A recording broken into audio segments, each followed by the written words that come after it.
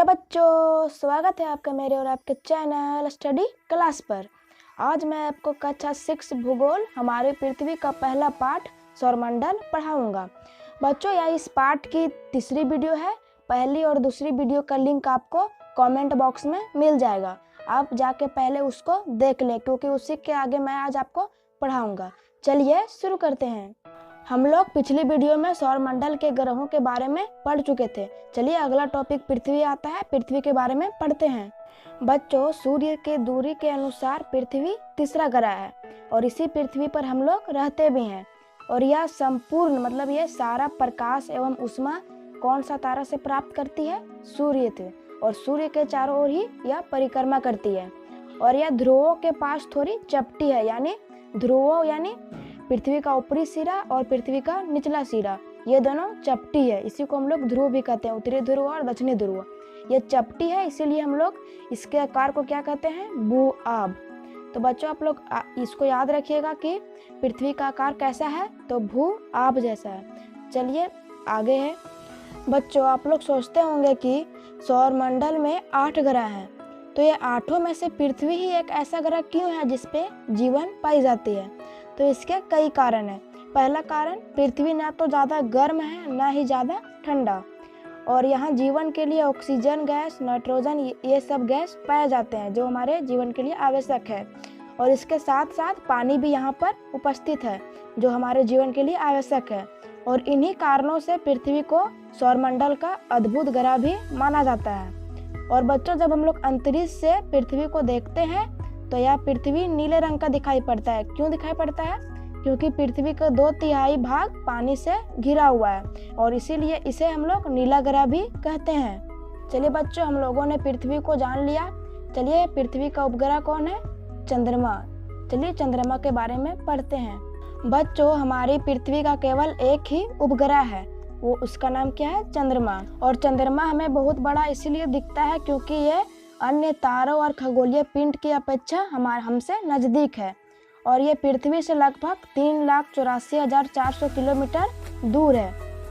बच्चों, चंद्रमा पृथ्वी का एक चक्कर लगभग 27 दिनों में पूरा करता है, और लगभग इतने ही समय में यह अपने अक्ष पर भी एक चक्कर लगाता है।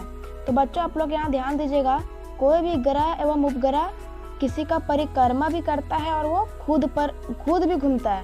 मतलब वो खुद घूमते घूमते दूसरे का चक्कर भी लगाता है। तो ये 27 दिनों में पृथ्वी का चक्कर लगा लेता है, और 27 लगभग इतना ही, मतलब 27 दिन के आसपास ये अपने अक्ष पर भी घूम लेता है।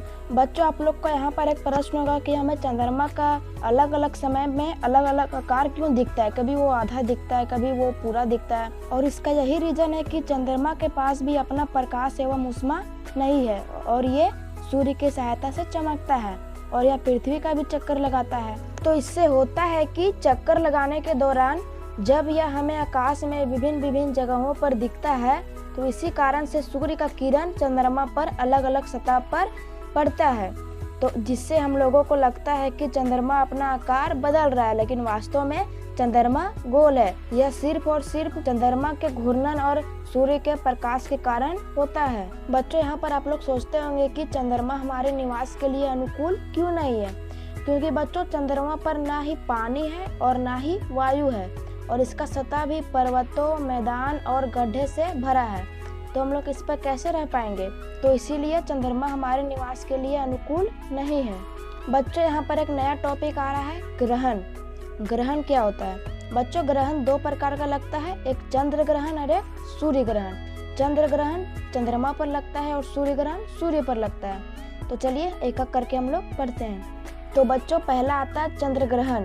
तो बच्चों, चंद्र ग्रहण कैसे लगता है? इसका सिर्फ एक लाइन में आंसर होगा कि जब सूर्य और चंद्रमा के बीच पृथ्वी आ जाती है तो चंद्रमा पर सूर्य का प्रकाश नहीं जा पाता है, जिससे चंद्र ग्रहण लगता है। और दूसरा है सूर्य ग्रहण। और सूर्य ग्रहण, जब सूर्य और पृथ्वी के बीच चंद्रमा आ जाता है तो चंद्रमा के कारण पृथ्वी पर सूर्य का प्रकाश नहीं आ पाता है, जिसे हम लोग सूर्य ग्रहण कहते हैं। बच्चों, यहाँ पर एक ध्यान देने योग्य बातें हैं कि चंद्र ग्रहण पूर्णिमा के दिन ही लगता है और सूर्य ग्रहण अमावस्या के दिन लगता है। चलिए बच्चों, अगला हमारा टॉपिक आता है क्षुद्र ग्रह। तो क्षुद्र ग्रह क्या है? तो बच्चों तारों, ग्रहों तथा उपग्रहों के अतिरिक्त असंख्य छोटे छोटे खगोलीय पिंड सूर्य के चारों ओर चक्कर लगाते हैं और इन पिंडों को हम लोग क्षुद्र ग्रह कहते हैं। और ये आकार में ग्रहों से छोटे और उल्का पिंडों से बड़े होते हैं। तो ये मंगल और बृहस्पति के कक्षाओं के बीच पाए जाते हैं। तो बच्चों यहाँ पर एक क्वेश्चन पूछेगा कि क्षुद्र ग्रह किन दो ग्रहों के बीच पाए जाते हैं? तो इसका आंसर होगा मंगल ग्रह और बृहस्पति ग्रह के बीच में। बच्चों चलिए हम लोगों का अगला टॉपिक है उल्का पिंड। तो उल्का पिंड क्या होता है? तो बच्चों आकाश में कभी कभी एक ओर से दूसरी ओर अत्यंत वेग से जाते हुए अथवा पृथ्वी पर गिरते हुए पिंड दिखाई पड़ते हैं, उन्हें उल्का कहते हैं। और उल्काओं का जो अंश वायुमंडल में जलने से बचकर पृथ्वी तक पहुंचता है तो उसे उल्का पिंड कहते हैं। तो बच्चों आप लोग कभी कभी जरूर सुने होंगे कि देखो टूटता हुआ तारा। तो बच्चों वो टूटता हुआ तारा नहीं होता है, वो उल्का होता है और वही आकाश से इधर गिरता है।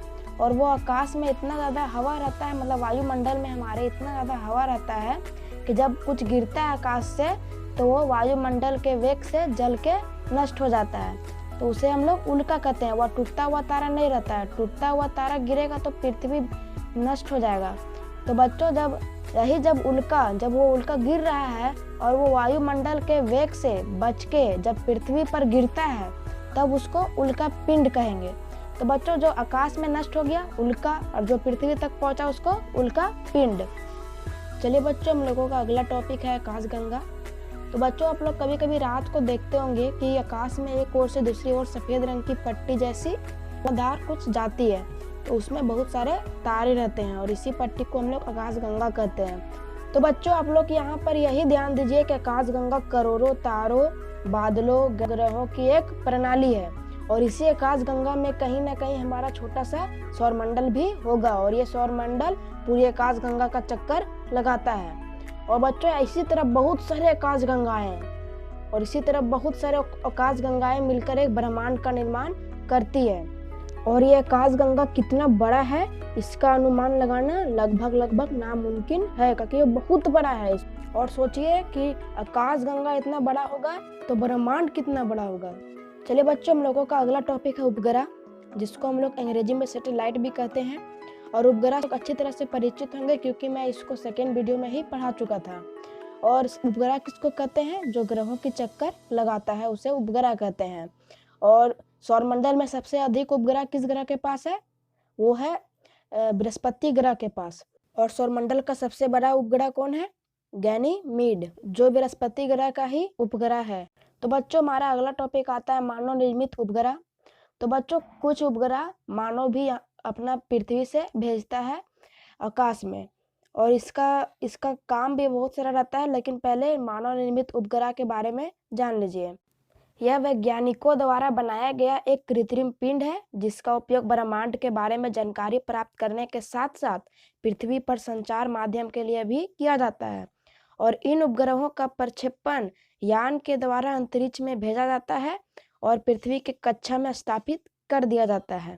और अंतरिक्ष में उपस्थित कुछ भारतीय उपग्रह हैं जिसका नाम इनसेट, एडुसैट, IRS इत्यादि, ये सब भारत के उपग्रह हैं जो आकाश में गए, मतलब कि आकाश नहीं अंतरिक्ष में गए हैं। तो भारत द्वारा चंद्रमा के बारे में जानकारी प्राप्त करने के लिए 2008 ईस्वी में चंद्रयान प्रथम तथा 2019 ईस्वी में चंद्रयान द्वितीय का प्रक्षेपण किया गया था और इसको चंद्रमा के बारे में कुछ जानकारी प्राप्त करने के लिए भेजा गया था। तो बच्चों आप लोग सोचते होंगे कि इन मानव निर्मित उपग्रहों का हम लोग क्या क्या उपयोग करते हैं। तो इसका उपयोग रेडियो में, टेलीविजन में, टेलीफोन में, मोबाइल, इंटरनेट आदि सेवाओं में किया जाता है और इसके साथ साथ सैन्य प्रयोजन के लिए भी इनका उपयोग किया जाता है। बच्चों यहाँ पर ध्यान दीजिएगा कि पृथ्वी का जो पहला मानव निर्मित उपग्रह है उसका नाम है स्पुतनिक 1, जो सोवियत संघ जिसका वर्तमान में नाम है रूस के द्वारा 4 अक्टूबर 1957 को छोड़ा गया था। बच्चों चैप्टर को खत्म करने से पहले कुछ जानने योग्य बात है जिसको आप लोग जान लीजिए। तो सूर्य से पृथ्वी की दूरी लगभग 15 करोड़ किलोमीटर है और प्रकाश की गति 3 लाख किलोमीटर प्रति सेकेंड है, सूर्य के प्रकाश की गति। और इस गति के बावजूद सूर्य का प्रकाश को पृथ्वी तक पहुंचने में लगभग 8 मिनट का समय लग जाता है। सोचिए इतना स्पीड में आता है प्रकाश, लेकिन तब पर भी 8 मिनट का समय लग जाता है पृथ्वी तक पहुंचने में सूर्य का प्रकाश को।